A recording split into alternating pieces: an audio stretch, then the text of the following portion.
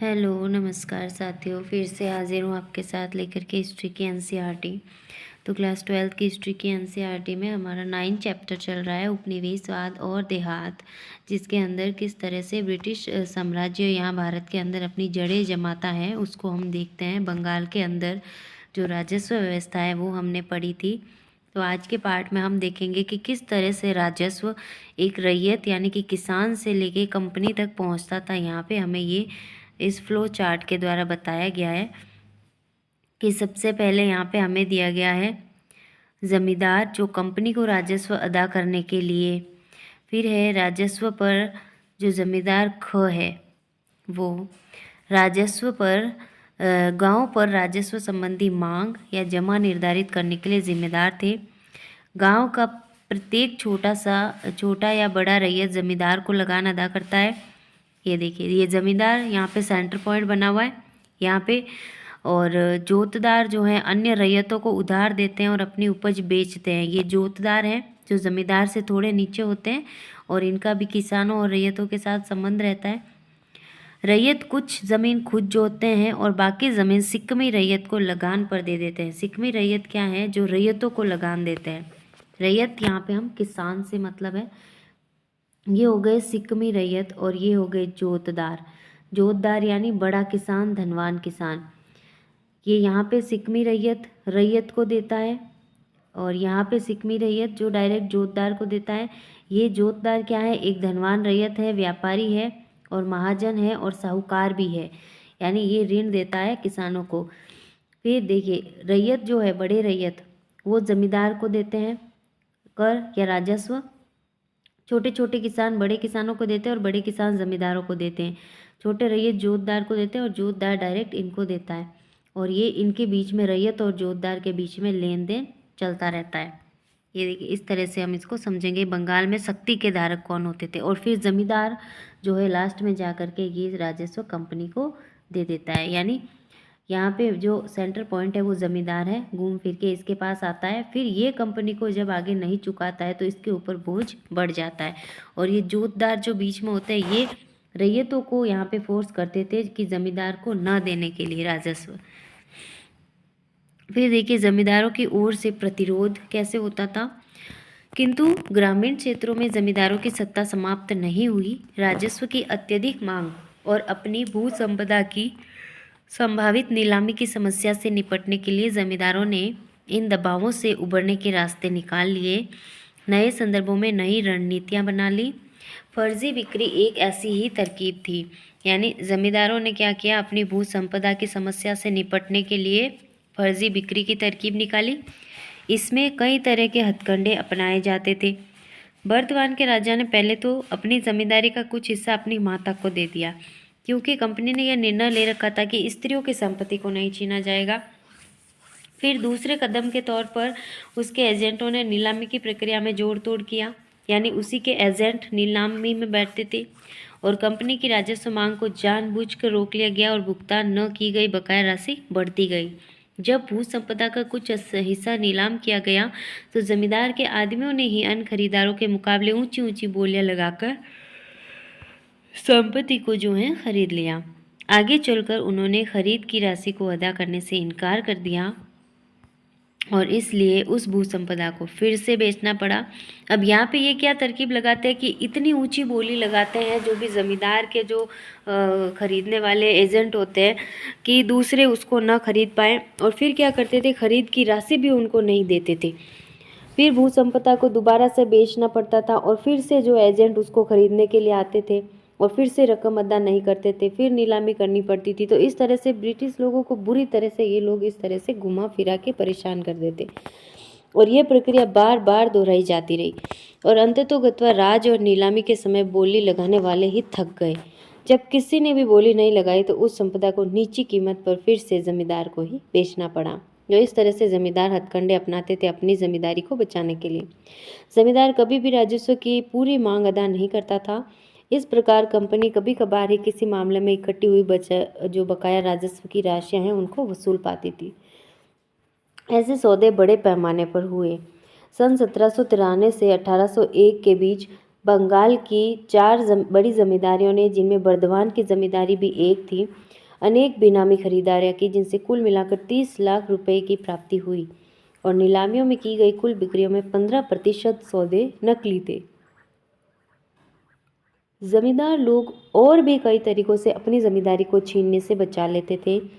जब कोई बाहरी व्यक्ति नीलामी में कोई ज़मीन खरीद लेते थे, तभी उन्हें हर मामले में उसका कब्जा नहीं मिलता था। यानी अगर कोई बाहरी व्यक्ति खरीद भी ले, तो वो क्या करता था, ज़मींदार उसे कब्जा नहीं करने देता था।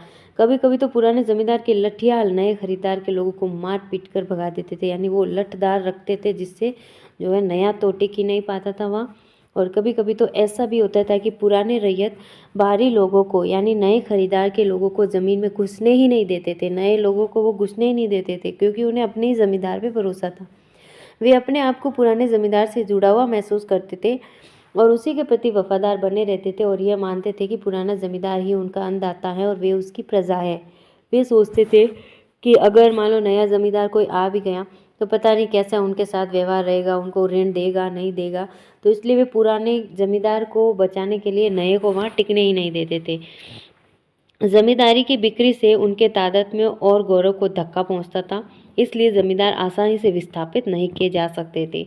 तो ब्रिटिश लोगों की यह जो नियम है, इन्होंने जो विधि बनाई, ये कुछ भी काम नहीं आई, उल्टा ये उनके ऊपर ही पड़ गई। 19वीं शताब्दी के प्रारंभ में कीमतों में मंदी की स्थिति समाप्त हो गई, इसलिए जो जमींदार 1790 के दशक की तकलीफों को झेलने में सफल हो गए, उन्होंने अपनी सत्ता को सुदृढ़ बना लिया और राजस्व के भुगतान संबंधी नियमों को भी कुछ लचीला बना लिया। फलस्वरूप गांवों पर जमींदार की सत्ता और अधिक मजबूत हो गई, लेकिन आगे चलकर 1930 के दशक की घोर मंदी की हालत में अंततः जमींदारों का भट्टा बैठ गया और जोतदारों ने देहात में अपने पांव मजबूत कर लिए।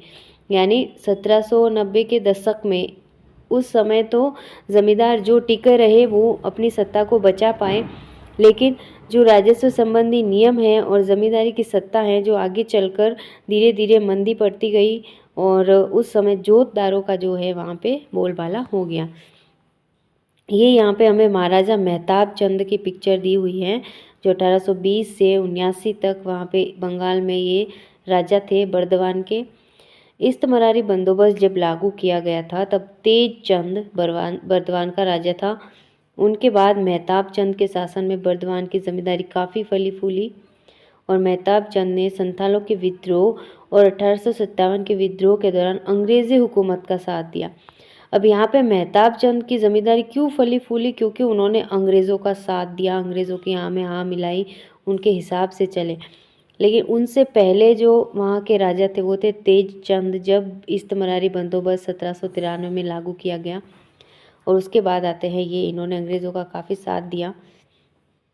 यहाँ पे एक हमें प्रतिवेदन जो रिपोर्ट है, 5वीं रिपोर्ट नाम से, उस पर चर्चा करते हैं हम जिन परिवर्तनों पर चर्चा कर रहे हैं उनमें से कुछ बहुत से परिवर्तनों का एक विस्तृत रिपोर्ट में विवरण दिया गया है, जो 1813 में ब्रिटिश संसद में पेश की गई। ये 5वीं रिपोर्ट क्या है, ये ब्रिटिश संसद में पेश की गई एक रिपोर्ट है। यह उन रिपोर्टों में से 5वीं रिपोर्ट थी जो भारत में ईस्ट इंडिया कंपनी के प्रशासन और क्रियाकलापों के विषय में तैयार की गई थी।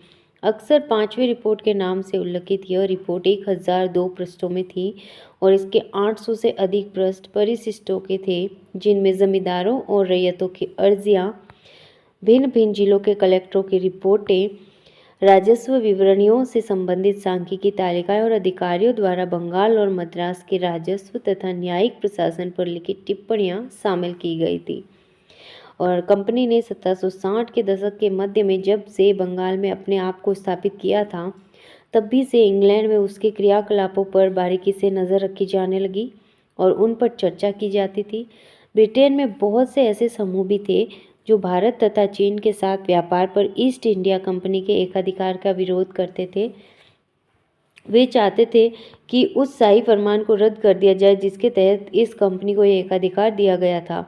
यानी जो भारत और चीन के साथ व्यापार है उस पर पहले ईस्ट इंडिया कंपनी का एकाधिकार था और ब्रिटेन के जो अन्य समूह थे, ईस्ट इंडिया कंपनी के अलावा अन्य व्यापारिक कंपनियां, वो इस एकाधिकार को विरोध करती थी, क्योंकि वो भी ईस्ट के साथ व्यापार करना चाहती थी।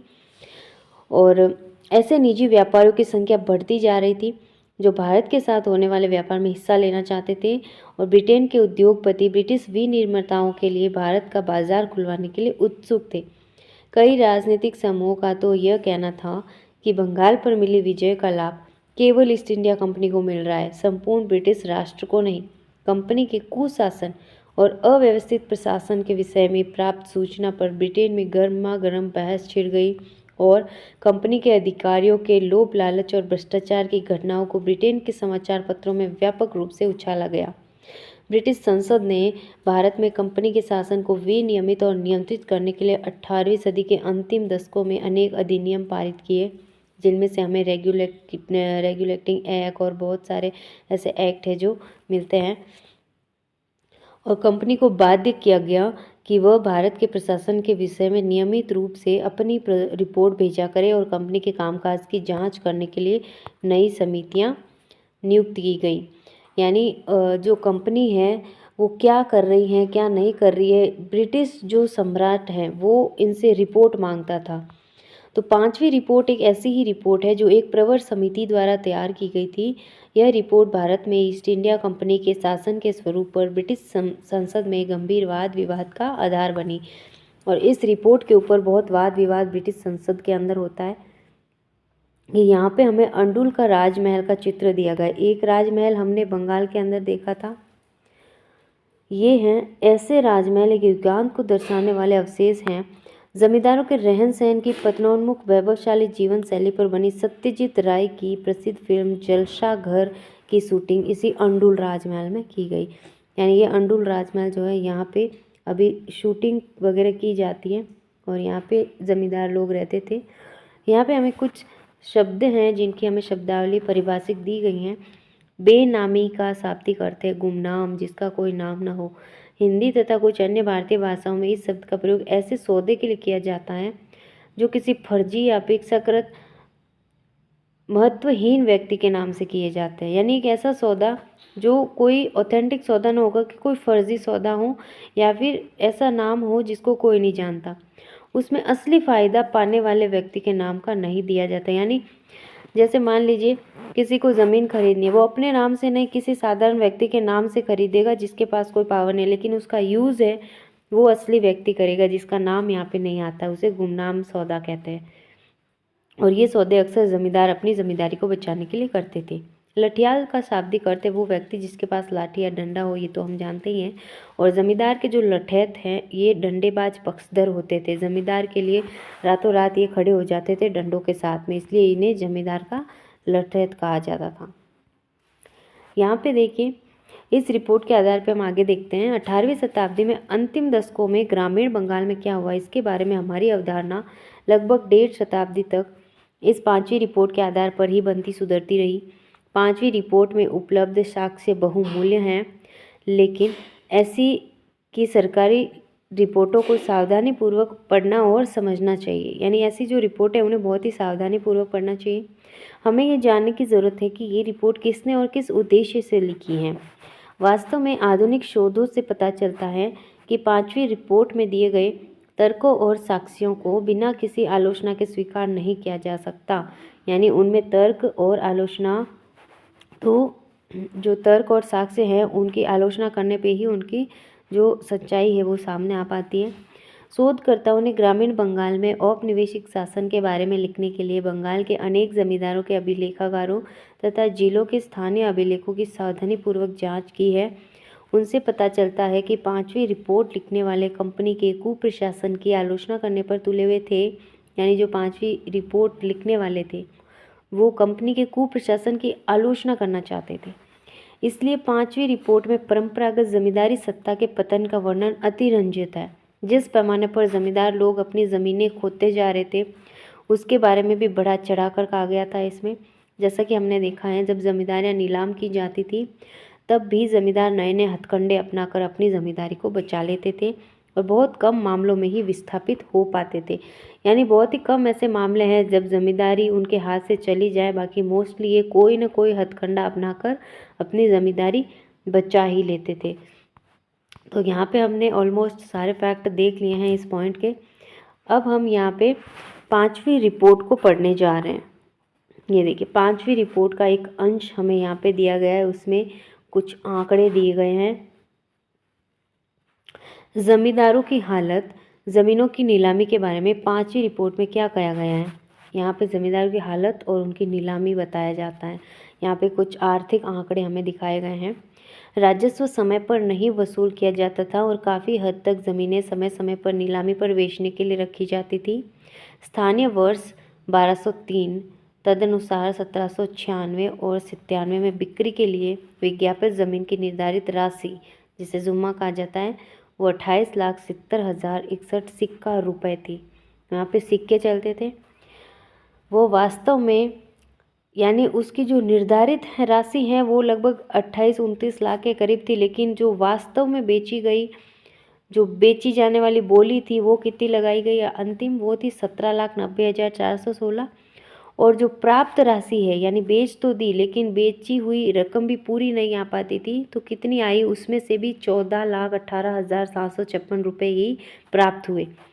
तो स्थानीय संवत 1204 यानी नेक्स्ट ईयर जो 97-98 में नीलामी होती है, उसकी जो ज़मीन की राशि है जो बिकनी थी वो थी 26,66,191 और जो राशि ज़मीन जितनी बोली में बिकी वो थी 22,74,076 और जितनी राशि प्राप्त हुई बोली लगने के बाद भी वो थी 21,47,580। यानी बोली लगने के बाद जितनी में बेची जाती थी वो राशि भी पूरी तरह प्राप्त नहीं हो पाती थी। तो बाकीदारों में कुछ लोग देश के बहुत पुराने परिवारों में से थे।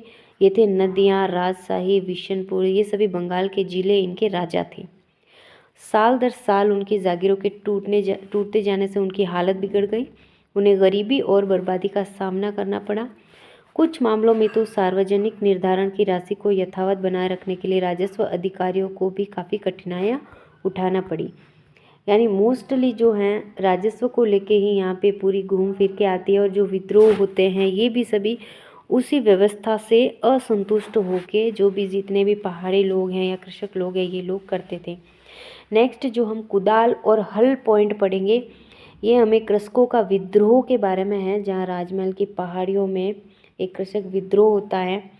तो इसको हम पढ़ेंगे नेक्स्ट वीडियो में। आज के लिए हमने जो ज़मींदारी है, राजस्व व्यवस्था है, उसके बारे में पढ़ा। किस तरह से ब्रिटिश संसद में इस टॉपिक को लेके हंगामे होते रहते थे और उनकी वजह से यहाँ पे कैसे विद्रोह बंगाल में शुरू होते हैं, इसको हम देखेंगे नेक्स्ट वीडियो में। तो आज के लिए बस इतना ही। बहुत बहुत धन्यवाद आपका। जुड़े रहिए हमारे साथ इसी तरह।